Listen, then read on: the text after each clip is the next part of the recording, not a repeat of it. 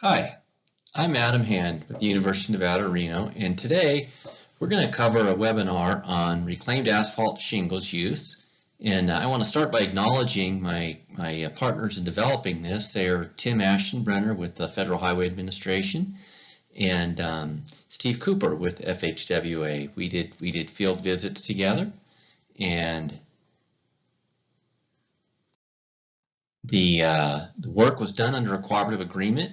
It's the agreement is identified on this slide, and it's a co-op between FHWA and UNR, and our partners in it are Applied Research Associates and Paragon Technical Services.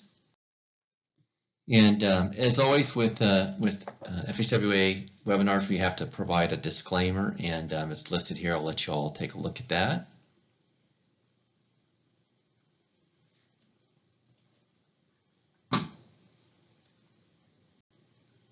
And when we use acronyms, we have to identify them and define them. And this particular one has quite a list of acronyms today.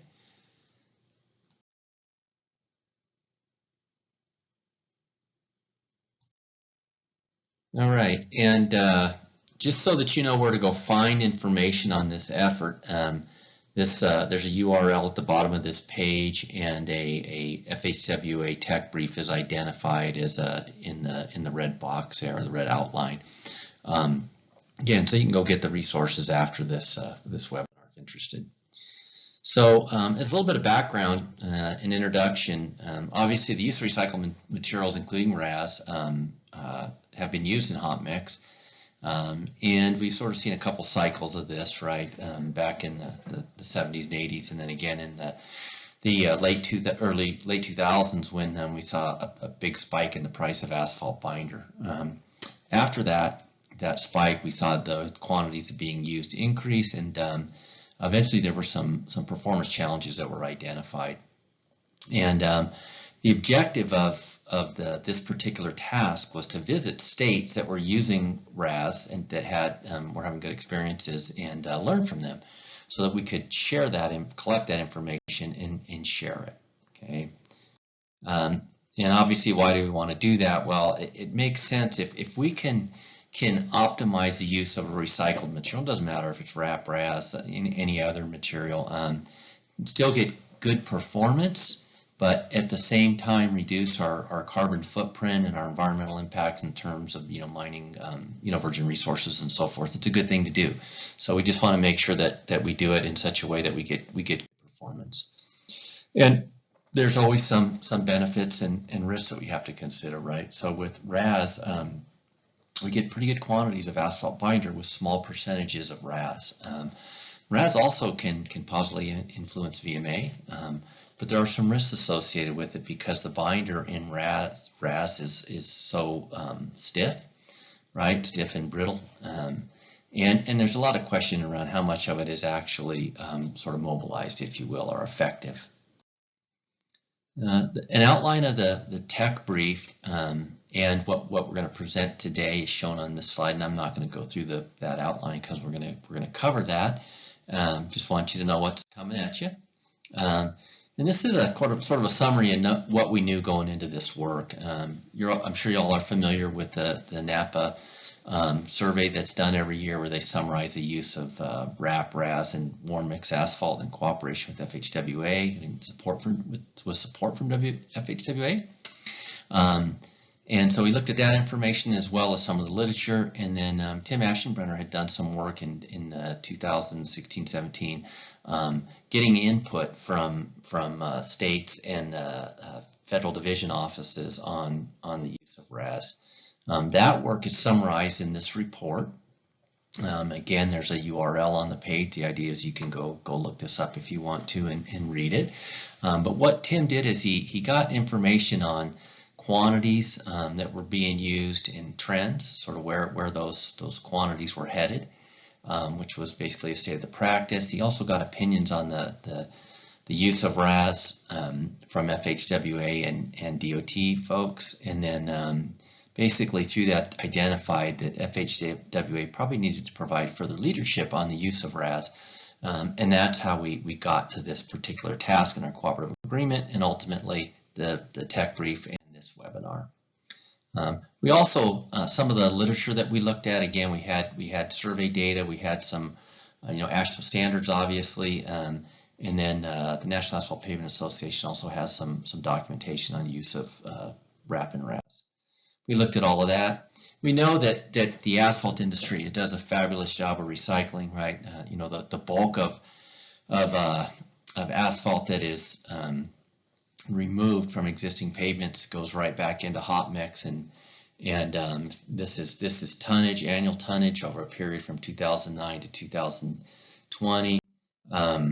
This is the sort of the RAP use again over time, and what we see is again the amount that's going into landfills is very, very limited, right? The amount that's going into pavements is very high.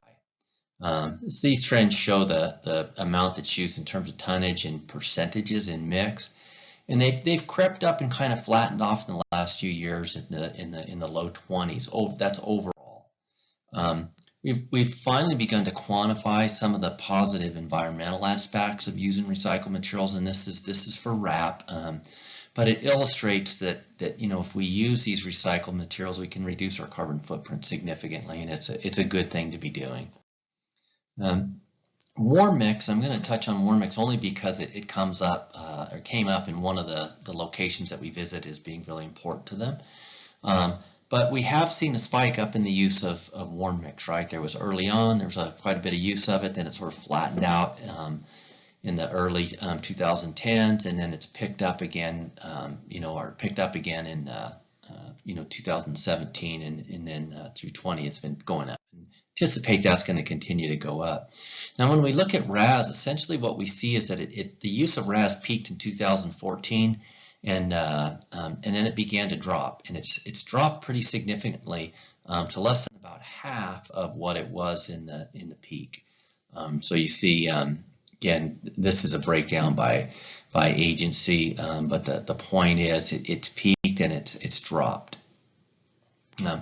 In my opinion, there's probably going to be resurgence or additional interest in the use of RAS moving forward, just because of the focus on sustainability. Right. So what did we do in this task, this task of our cooperative agreement? Well, we went out and did field reviews. So we captured best practices and lessons learned that folks were using. We did that by doing site visits in 6 locations, and then we summarized that information. And developed the tech briefs. And the tech brief, we developed individual state reports, the tech brief, a summary report, and then this webinar. These are the locations that we visited. So we covered sort of coast to coast as well as the Midwest. And the reason we selected these locations is because these users were all big users of RAS, so sort of in the top 5 DOTs. And then we had one city, which was the city of Eugene, Oregon, and they were doing some pretty unique stuff, and we were fortunate to get to visit with them also and learn from them. Just to make sure we're all on the same page, we use RBR rather than percent RAP binder or RAS binder. And the point of this is just when you look at the document, you see the decimals in front of things. It's RBR. Okay. Just as a note of clarification, we did not get into the availability of RAS binder. This is something the jury's still out on, right? There are some folks that thinks that it's black rock. Others think that some of the binder gets mobilized. Others think, again, none of it gets mobilized. And fortunately, there is an NCHRP project that's ongoing or pending. It should be awarded soon. And by the fall of 2025, it should give us, hopefully give us some answers on availability of RAS binder. Now, their AASHTO PP78 had an availability factor in it and some guidance on that. And so that is another resource on the topic.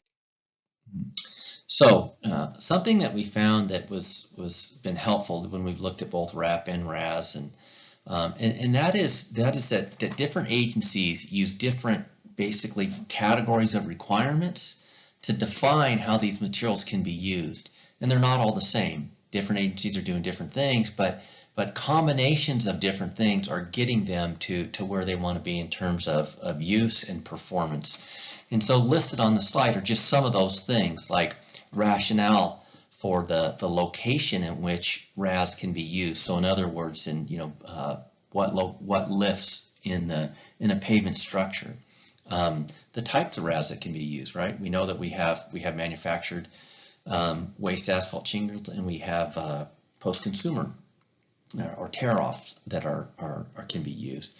We saw criteria based on weight basis and by RBR. We saw some requirements around the use of softer binders, additional asphalt content, the use of additives. And so the idea here is that we're going to take and sort of look at each of these to give you sort of a little bit of flavor on what agencies we're doing. Okay, this is an overall slide summarizing all of this. So there's a lot on this slide. I'm not going to go through it in detail, but if you look at the column on the left, those are all the categories that we considered. And you'll note that some of them, there's an X in every state. So for example, these states that allowed RAS, all of them allowed the use of manufactured waste RAS. Several of them were doing things like or had a RBR criteria, right?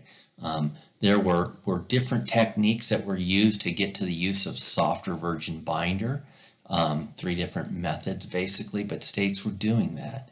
There were also techniques that were being used to try to get additional asphalt mixture into the asphalt binder, virgin binder, into the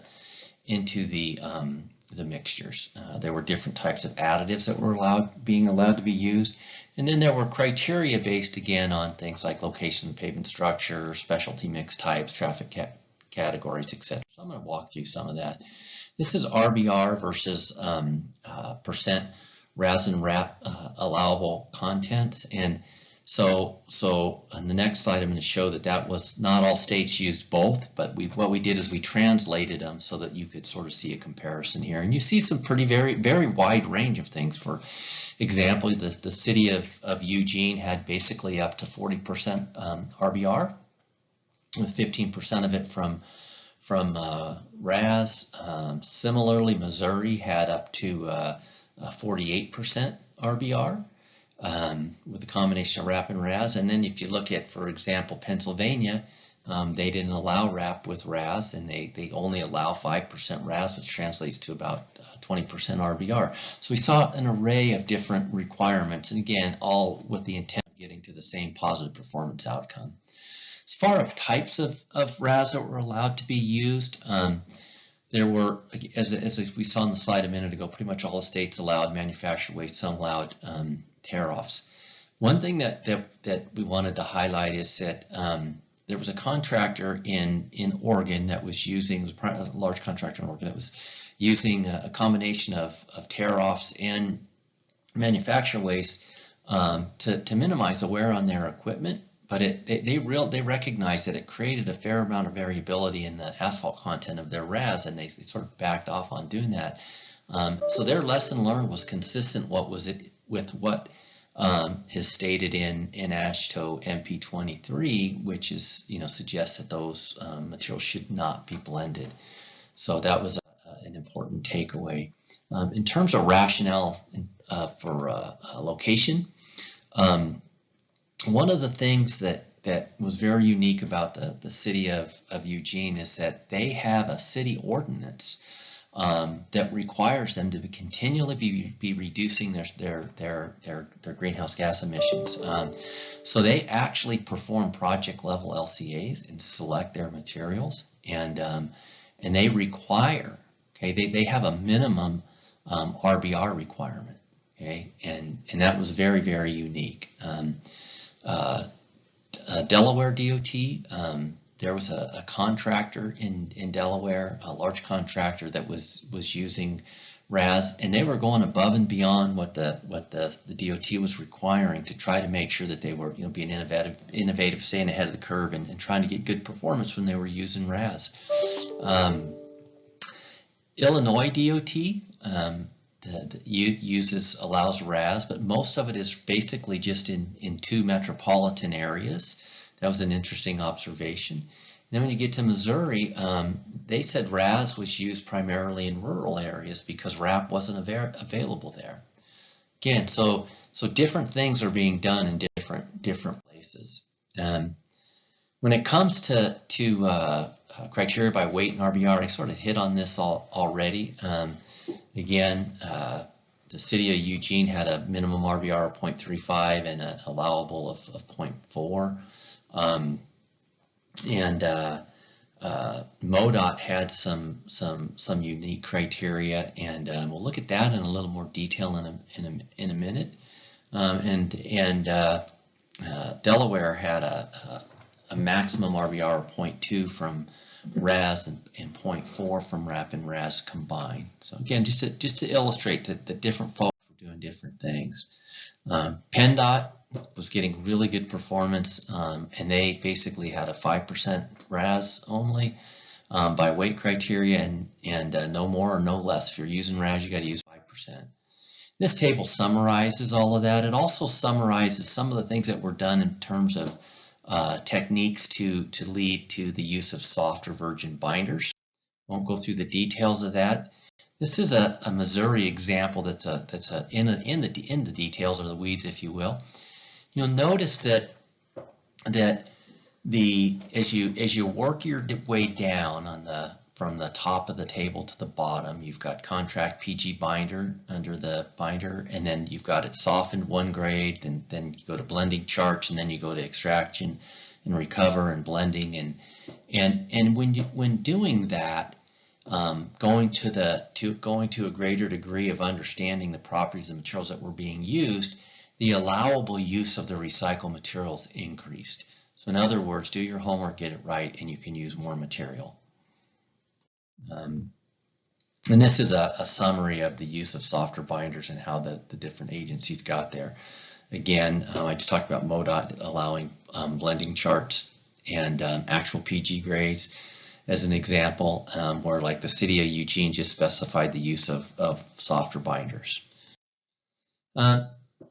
Getting additional asphalt content in the mix was believed to be critical to the success of use by several of the agencies and some of the contractors we spoke to also. Some of the techniques that were used to get there were either to increase the AC by things like control of your end design, increasing your minimum VMA to something above the AASHTO minimum in design, or maybe in design and in acceptance. And so those were techniques that were used, as well as requiring the dust proportion requirements be met in production. So as we know, when we go in production or baghouse, we generate some fines in the drum, and we may reintroduce those from the baghouse. But requiring the dust proportion be met would limit that would limit excess fines from being returned. As far as use of additives go, basically warm mix and recycling agents were the 2 primary additives that were being allowed. And with Delaware and Missouri, they were basically allowed but not specified. The folks in Missouri told us that about 15 to 25% of the mix in Missouri had recycling agents in it. As I said, there was an innovative contractor in Delaware that was using recycling agents. Now, up at the top, we've got the warm mix, and basically with the city of Eugene, they require warm mix, require that it be foamed, and that it be used at reduced temperatures. And their whole objective in that is to not mobilize the binder in the RAS because it's so stiff, in their opinion.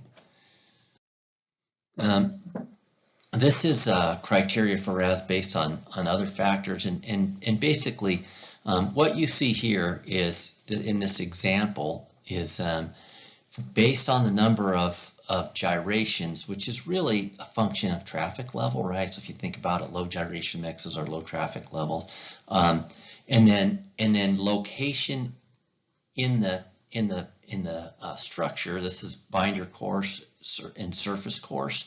So and this is polymer modified mixtures.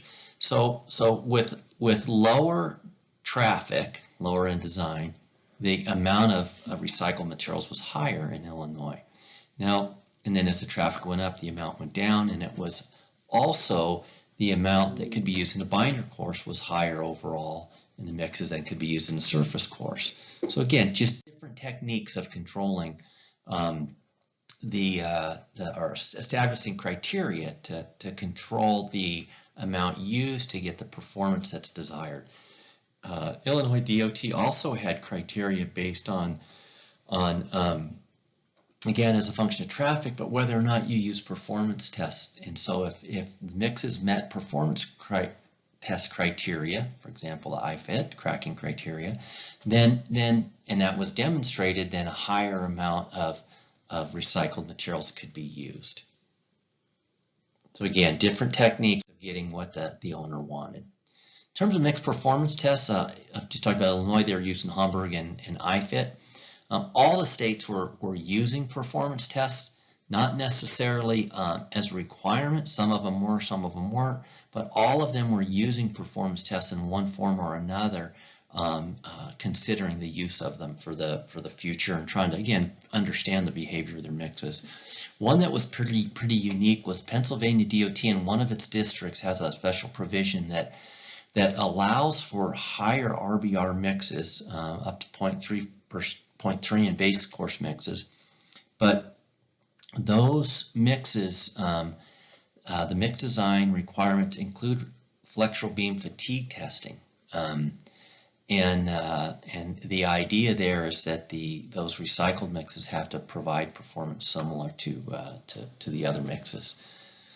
So again, another unique example.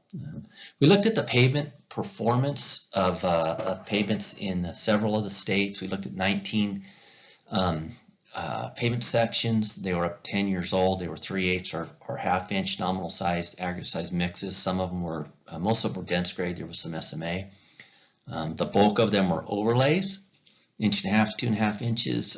4 of them were complete reconstructions. So they were basically, like FDRs with a mix on top of them. We saw RBRs that range from 0.17 to 0.48, and RAP/RAS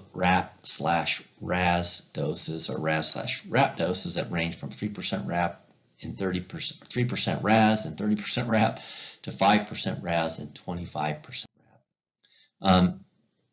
And when you go look at pavements in the field, you have to take it all with a grain of salt, unless it's new construction, right? You got to think about what the material's sitting on, what the condition of it was, the existing pavement was when it was overlaid, if it's an overlay, the traffic. Again, there's lots of considerations you have to take in, the density of the material, et cetera, et cetera. So recognizing that, we went out and looked at that, and we highlighted some sort of key observations. Well, the city of Eugene in the city east bumped its grade PG requirement from 6428 to 7022. As they began to use recycled materials, they realized that wasn't ideal, and they ultimately ended up going down to 5828. We'll look at an example of that again in a minute. Again, they require warm mix at low temperatures, and they perform project level LCAs, and this has been going on for a few years. It's pretty impressive. The pavement on the left is 8 years old when we inspected it. It had an RBR of 34%, with 21% of that coming from RAS. That was a project that had a PG high PG 7022 binder in it. That was one of their first projects, and they learned from that to drop their binder grades. The project on the right was a 40%, and it has an RBR of 0.4. It was a couple years old when we looked at it. It was in really good condition, and again, they had dropped PG grades 2 grades. Delaware was doing something very interesting in that they were using statewide averages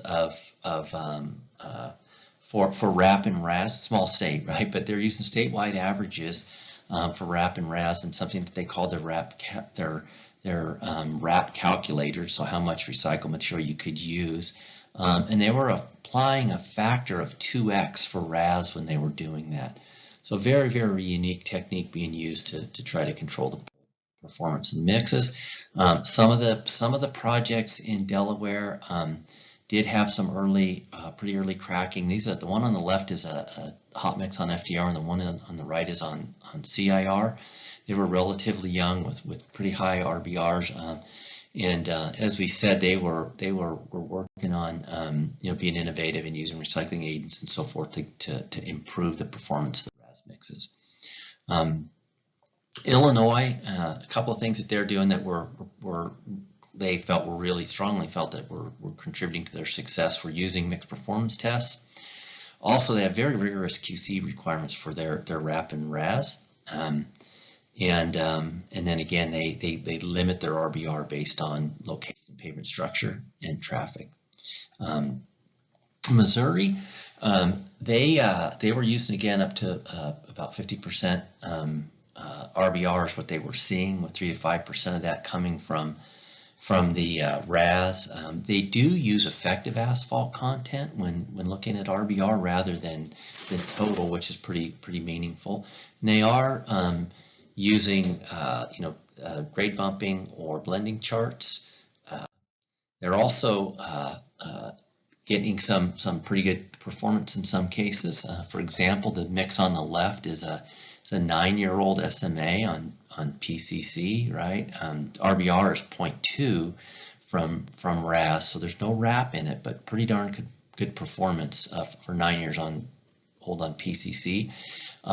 At the other extreme, on the low volume road with an RBR of 48%, thin overlay, pavement on the right, they were seeing some block cracking. So and again, they were looking at higher percentages on lower volume roads and so forth. And again, they're taking a closer look, or they began to take a closer look at that after some of that field visits. Pennsylvania, as I said, was getting very good performance, and they're a couple things they're doing. One is it's if you're using RAS, it's manufactured waste only. It's 5% only, which is essentially an RBR of about 0.2. And to help control the feed of RAS, they're requiring a 50-50 blend, or they're seeing a 50-50 blend with fine aggregates. So these are just two pavements, 7 years old on the left, which is a 2-inch dense graded overlay, and then 4 years old on the right on PCC. And that crack, what looks like a sealed joint there, they use different aggregates on the shoulder, so that's a construction joint at the shoulder. So again, very good performance being observed in Pennsylvania.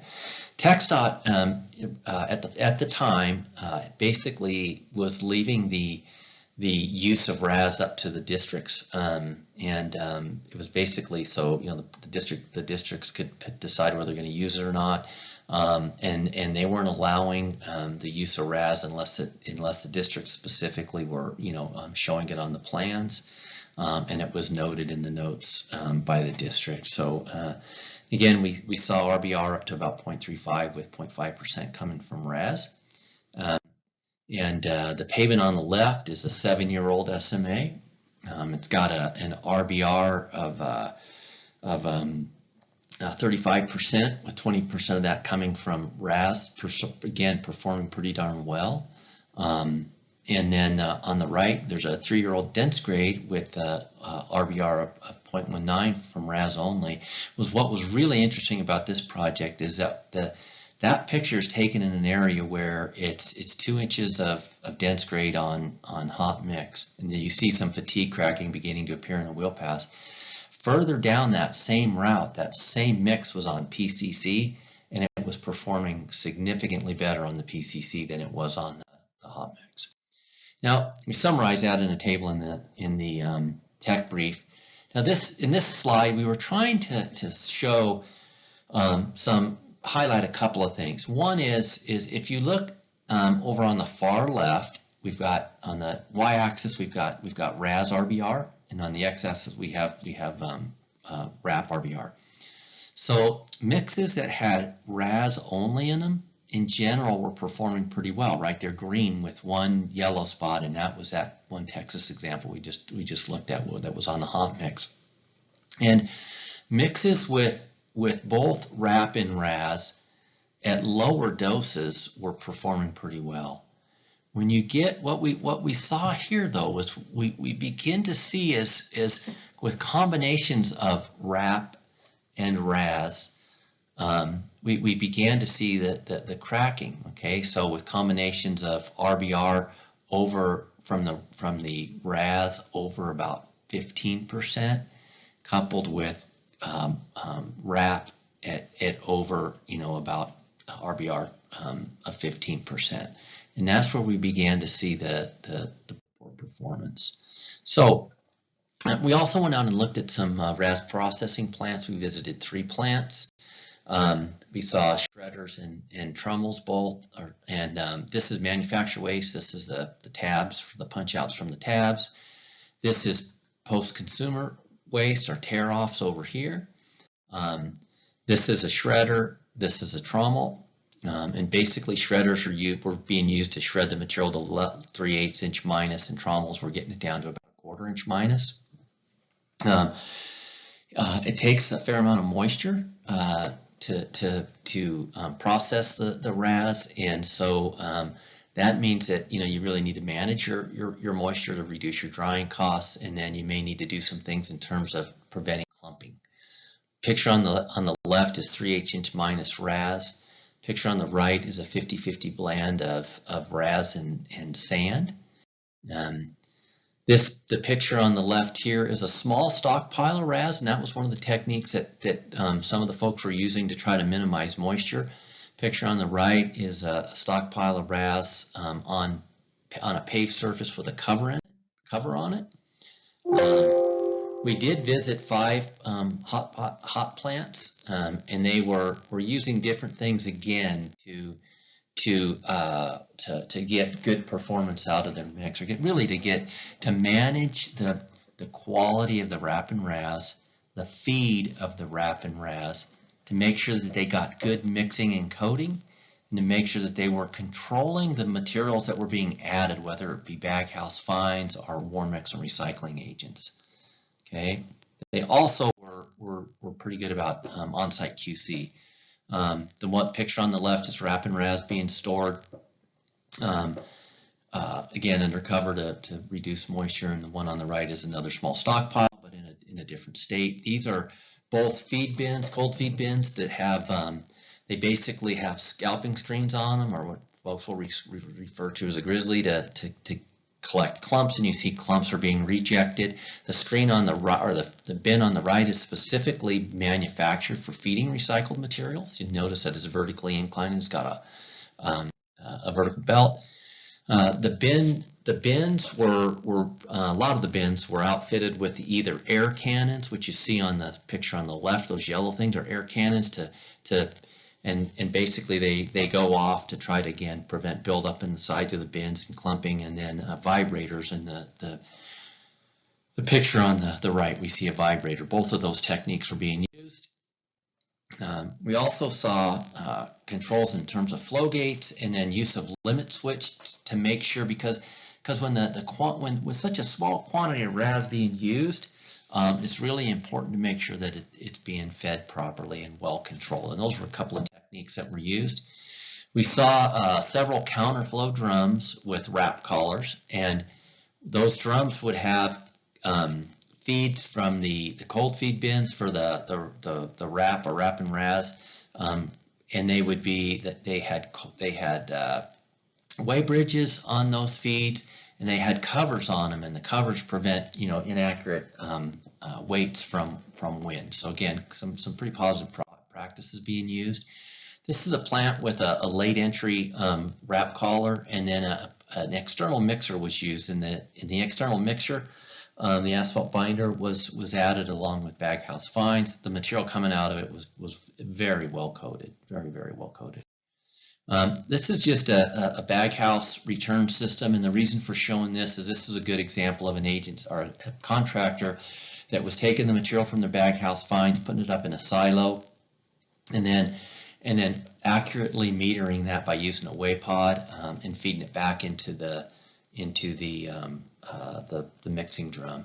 On the right is a pump and a metering system for recycling agents. So again, just good use of tools to make sure that the right materials we're getting in the mixes in the right proportions. Now, based on all of this, we sort of summarized considerations for implementation of RAS, and we did it by sort of programmatically.